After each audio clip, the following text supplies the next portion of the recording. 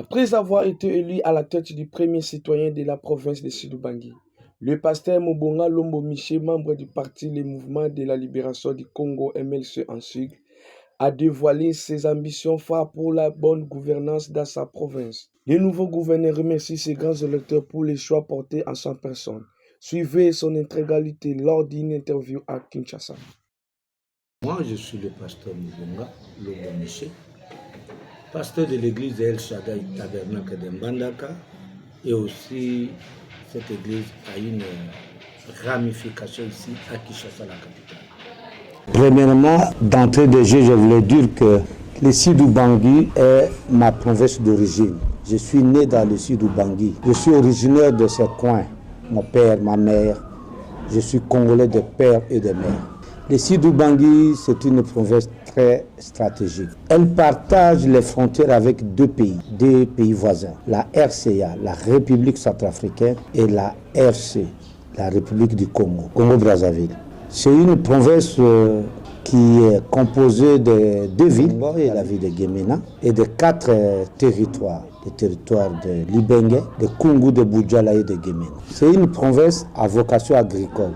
Vous vous rappelez bien le nom de Jeannot Bemba, le papa de Jean-Pierre Bemba. Il a été réputé comme un grand agriculteur dans ces pays. Parmi les riches de ces pays, il y a Jeannot Bemba. Parce qu'il avait milité pour faire du Sud-Ubangi une province à vocation agricole.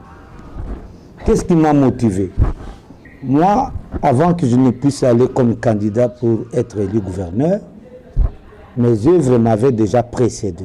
Donc c'est l'amour qui m'a lié avec cette province. J'aime tellement la province du Sud-Ubangi parce que la province du Sud-Ubangi rafferme un peuple à un peuple travailleur. Si seulement on a un leader qui peut donner un ton, qui peut donner un mot, donc cette population peut vraiment entrer dans le jeu et le développement peut être effectif. On peut permettre au décollage de notre province. Ce qui m'a motivé, cela veut dire j'ai compris qu'il y a une crise de leadership et je suis allé relever le défi pour cette province du Sud-Ubangi.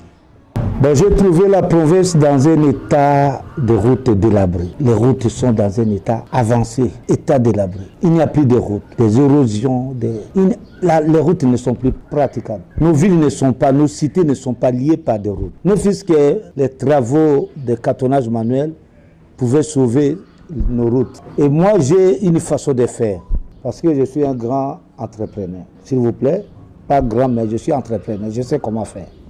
Avec les moyens de bord, on peut commencer quelque part en attendant que les appuis viennent. Alors, notre priorité, d'abord nous avons relevé 7 défis. Il y a 7. La province du Sud-Ubangi, on peut dire qu'on doit aller relever les défis dans tous les secteurs. Mais nous avons regroupé ces défis en 7. 7 regroupements, 7 défis à relever. Il y a le défi socio-économique, défi pour les routes, les défis pour la santé, beaucoup de défis. Et nous avons opté pour 6 axes.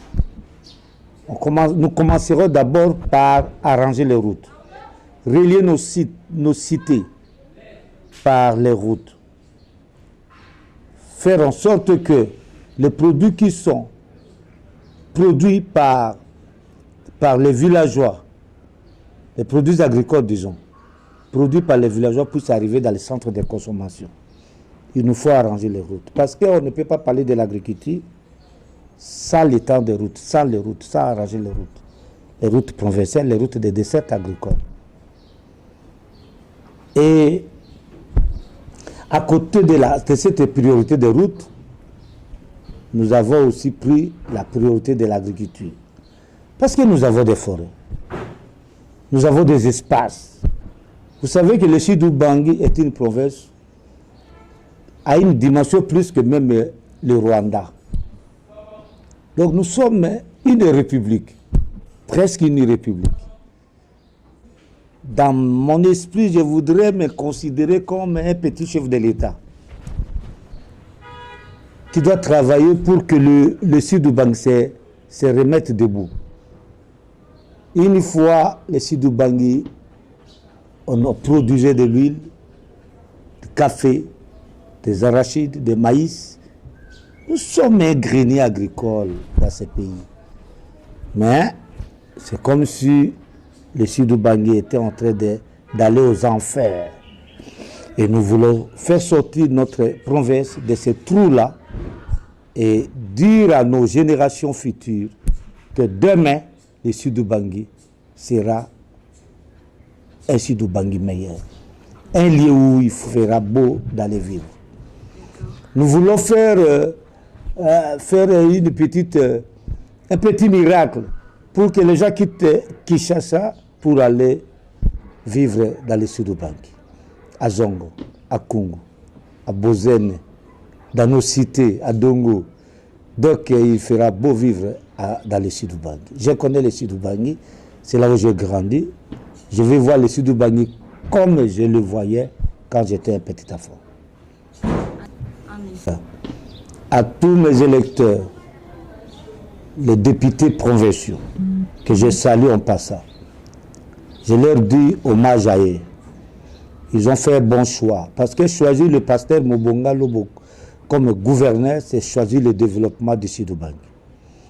Voilà. Ces atouts-là, nous les possédons. Nous allons avec détermination.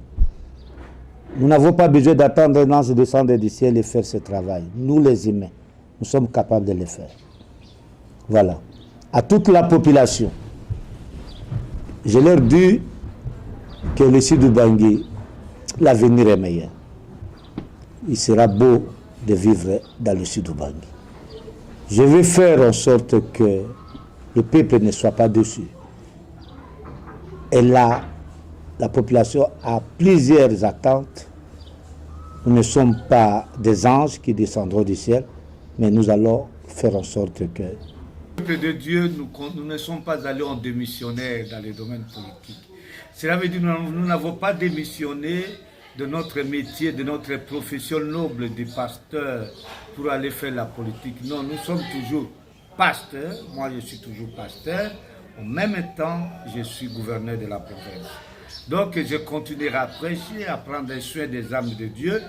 Donc, je suis en quelque sorte un Kimila.